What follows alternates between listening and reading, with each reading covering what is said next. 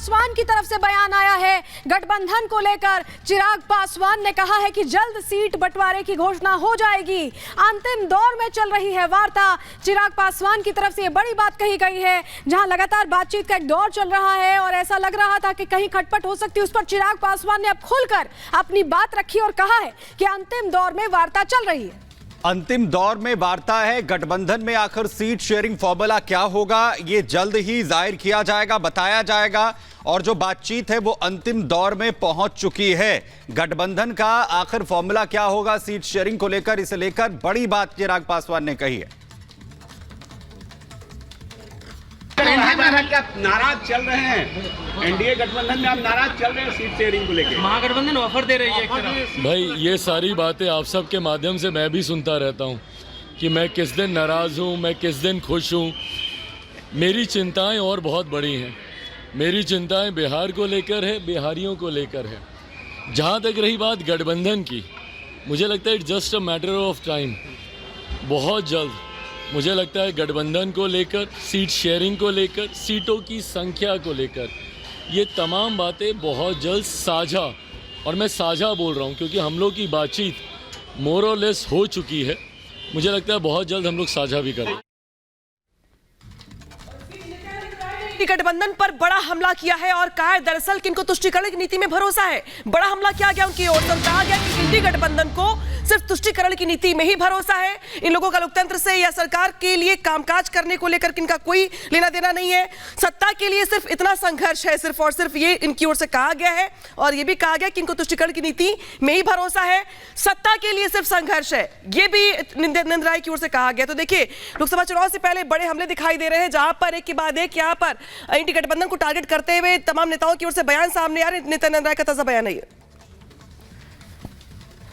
देखिए, वह महागठबंधन, इंडी गठबंधन, वह भ्रष्टाचार करने वाले, घोटाला करने वाले, गरीबों के खून पसीने की कमाई और उसके हक की हकमारी करने वाले वह गठबंधन है जो परिवारवाद पर विश्वास करता है और तुष्टीकरण की नीति पर चलता है। वहाँ स्वार्थी स्वार्थ है और वहाँ सत्ता के लिए स्वार्थ की इतनी टकराहट है जिसकी कोई नीति नहीं है, नीति नियत नहीं है, और उसको न देश के लोगों से मतलब है, न देश से मतलब है, न विकास से मतलब है। ऐसे लोगों में जहाँ स्वार्थ की ही बात होती है वहाँ तो टकराहट होगी। एनडीए वहीं अधीर रंजन चौधरी की तरफ से ममता बनर्जी को लेकर बड़ा बयान दिया गया है और चुनौती देते हुए कहा है कि ममता बनर्जी मुझे हराएं और अगर मैं हारता हूं तो राजनीति से संन्यास ले लूंगा। ये बड़ी खबर आपको बता रहे हैं। अधीर रंजन कह रहे हैं कि ममता बनर्जी मुझे हराएं और अगर मैं हारता हूं तो सीट छोड़ दूंगा, मैं राजनीति छोड़ दूंगा। लेकिन अगर ममता बनर्जी हारती हैं तो क्या वो बंगाल छोड़ देंगी? ये बड़ी चुनौती अधीर रंजन जो है वो ममता बनर्जी को यहां पर देते हुए नजर आ रहे हैं। ये बड़ी जानकारी आपको बताएं, अधीर रंजन चौधरी ने बड़ी चुनौती दरअसल ममता बनर्जी को देते हुए चुनाव में हराने के लिए चुनौती दी है। उनका कहना है कि मुझे ममता बनर्जी चुनाव में हराकर दिखाएं और अगर मैं हार जाता हूं तो राजनीति से संन्यास लूंगा। लेकिन ममता बनर्जी बताएं कि अगर वो हारती हैं क्या वो बंगाल छोड़ देंगी? আমার এমপিলারের টাকা খরচা করতে না দেওয়া, সমস্ত কিছুর লক্ষ্য হচ্ছে অধীর চৌধুরীকে দুর্বল করে হারিয়ে দেওয়া। তাই যদি হয় বাংলার সর্বশক্তিমান মহিলা, সর্বশক্তিমানই মমতা ব্যানার্জি কিংবা তার প্রিয় খোকা বাবু, আপনারা আসুন, আমি লড়তে চাই আপনাদের সঙ্গে। চ্যালেঞ্জ করছি, যদি আপনাদের না হারাতে পারি আমি রাজনীতি করা ছেড়ে দেব। আর আপনারা যদি হারেন আপনারা বলুন আপনারা আর বাংলায় রাজনীতি করবেন না। হোক চ্যালেঞ্জ। और हमारे साथ हमारी सहयोगी मीनाक्षी रजत सीधे जुड़ रही हैं बंगाल से, उनका रुख कर लेते हैं। मीनाक्षी, जिस तरह से एक रिफ्ट हम देख रहे थे, 42 की 42 सीटों पर ऐलान भी हो गया और अब अधीर रंजन खुलकर हमला बोल रहे हैं और कह रहे हैं कि हारेंगे तो क्या छोड़ देंगी बंगाल? बिल्कुल, क्योंकि उसकी दो वजह है। क्योंकि मुर्शिदाबाद से यहाँ टीएमसी से यूसुफ पठान को उतारा जाना कहीं ना कहीं एक बड़ी चुनौती अधीर रंजन के लिए अपनी सीट बचाने की। और दूसरी बात ये भी कि इंडिया गठबंधन को लेकर के बड़ी बड़ी बातें की गई, एक मंच पर जाकर के एकत्रित होते हैं, बैठते हैं और वही कि चाय समोसा खा करके उस मीटिंग से निकल जाते हैं। पहले पश्चिम बंगाल में ये कहा गया ममता बनर्जी की तरफ से कि 2 से ज़्यादा सीटें वो कांग्रेस को नहीं देंगी, लेकिन उसके बाद जब ऐलान होता है तो 42 से 42 सीटों पर वो ऐलान कर देती है। कांग्रेस हालांकि ये कह रहा है कि हमने बहुत बातचीत करने की कोशिश की, बातचीत हो सकती थी, लेकिन ममता बनर्जी ने ने अकेले ही ये फैसला कर लिया कि वो 42 की 42 सीटों पर अपने उम्मीदवार उतारेंगे और इसकी घोषणा भी कर चुकी है। ऐसे में कहीं ना कहीं इंडिया गठबंधन को जोरदार झटका लगा है और जिस तरीके से अधीर रंजन चौधरी के सामने उतारा गया टीएमसी प्रत्याशी को, तो अधीर रंजन को अब कहीं ना कहीं ये डर सताने लगा कि वो अपनी सीट जीत पाएंगे या नहीं जीत पाएंगे। इसलिए चुनावी वक्त के समय में ये जुबानी हमले जो है वो बढ़ते जा रहे हैं। इसके पहले भी कल उन्होंने मुर्शिदाबाद से ही प्रेस कॉन्फ्रेंस की थी और कई ऐसी चुनौतियां ममता बनर्जी को दी थी और एक बार फिर से वही सुनने को मिल रहा है कि वो ममता बनर्जी को कहते हुए सुनाई दे रहे हैं कि वो तो अपनी सीट जीत पाएंगे, अपनी सीट जीत जाएंगे, लेकिन क्या वो जीत पाएंगे? यानी कि गठबंधन में जो तकरार है वो सलोनी यहाँ पर खुल करके देखने को मिल रही है और हर प्रदेश में यही हाल है गठबंधन का। जिस तरीके से कहा गया था कि गठबंधन से बना है और बिखरेगा, वही हालात यहाँ पर देखने को मिल रहे हैं। साफ तौर पर खुलकर सामने आ गया है कि आखिर किस तरीके से सिर फुटअव्वल की स्थिति जो है वो इंडी गठबंधन के अंदर हो चुकी है। अभी तक जो शब्दों की मर्यादाएं थी वो भी कहीं ना कहीं अब तार-तार हो रही है। और इसी बीच बड़ी खबर आपको बताएं, संदेश खाली केस की सीबीआई ही जांच करेगी। ये बड़ी जानकारी आपको दे दें। संदेश खाली मामले को लेकर जिस तरीके से लगातार ममता सरकार की तरफ से कोशिश की गई थी, लेकिन अब इस पूरे मामले में बड़ी बात आपको बता दें, सीबीआई ही इस पूरे मामले की जांच जो है वो करेगी और ना सिर्फ जांच होगी बल्कि जो पूछताछ का दायरा है वो भी बढ़ रहा है। शाहजहां शेख से पूछताछ के बाद जहां पर जो उसके से संबंधित लोग रहे हैं उन्हें भी समन सीबीआई की तरफ से किया गया है, उनसे भी पूछताछ यहां पर होगी। और बड़ी बात यह, संदेश खाली मामले को लेकर सीबीआई ही जांच इस पूरे प्रकरण की यहां पर करेगी। तो शाहजहां शेख का जो मामला है, जिससे भी मामला जुड़ा हुआ है, चाहे इससे पहले जब ईडी के ऊपर हमला किया गया, ईडी के ऑफिसर्स के ऊपर, या अभी ये पूरा संदेश खाली वाला मामला है, इसमें पश्चिम बंगाल सरकार को बड़ा झटका इसे एक तौर पर समझा जा सकता है। शाहजहां शेख मामले की जांच सीबीआई ही करेगी और इस मामले में ऐसे में संदेश खाली केस की भी जांच अब सीबीआई ही करेगी और सीधे सीधे कोर्ट ने दखल देने से इनकार कर दिया है। जो याचिका डाली गई थी उस पर बड़ी बात कही गई है कोर्ट की तरफ से। बड़ा झटका इसे समझा जा सकता है पश्चिम बंगाल सरकार के लिए। तो बड़ा झटका ममता सरकार के लिए भी हो सकता है ये, और जाहिर है जिस तरीके की कोशिशें पिछले दिनों की गई थी। उधर पश्चिम बंगाल में राहुल गांधी के साथ खेला हो गया। दरअसल टीएमसी ने बंगाल की सभी 42 सीटों पर प्रत्याशियों के नामों का ऐलान यहां पर कर दिया है।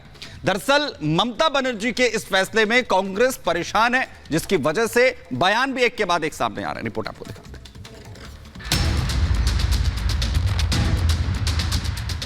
लोकसभा चुनाव को लेकर चल रही तैयारियों के बीच प्रत्याशियों का चयन भी लगभग हर पार्टी के लिए चुनौती बना हुआ है।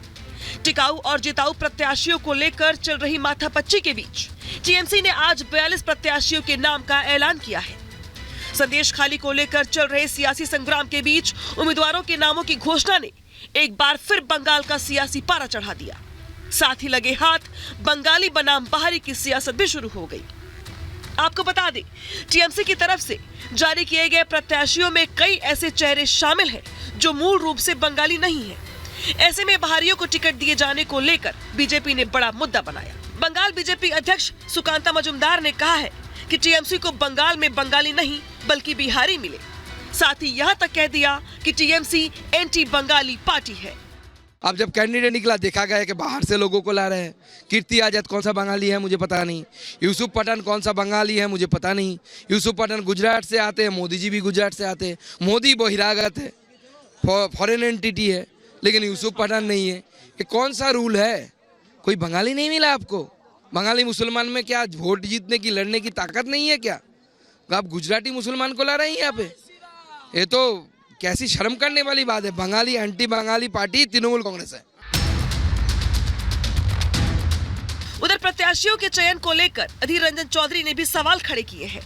अधीर रंजन ने कहा कि अगर टीएमसी यूसुफ पठान को सम्मान देना चाहती थी तो उन्हें बाहरी लोगों को टिकट देने के बजाय राज्यसभा भेजना चाहिए था।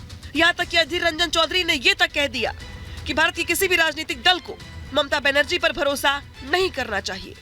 ममता बनर्जी की अगर कोई अच्छा सोच होती तो कम से कम गुजरात में गठबंधन से एक सीट की मांग कर लेती। हिंदुस्तान की कोई राजनीतिक व्यक्ति, कोई राजनीतिक पार्टी कम से कम ममता बनर्जी जैसे नेत्री पे भरोसा ना करे तो बेहतर होगी। यानी चुनाव से पहले बंगाली बनाम बाहरी की सियासत ने बंगाल में चुनावी लड़ाई को और दिलचस्प बना दिया है। प्रत्याशियों पर भले ही सवाल खड़े हो रहे हों, लेकिन इन आरोपों से इतर ममता बनर्जी ने अपना मशहूर खेला होबे का नारा देकर चुनावी लड़ाई को 2 कदम आगे बढ़ा दिया है। খেলা হবে জিততে হবে খেলা হবে জিততে হবে খেলা হবে জিততে হবে খেলা হবে জিততে হবে।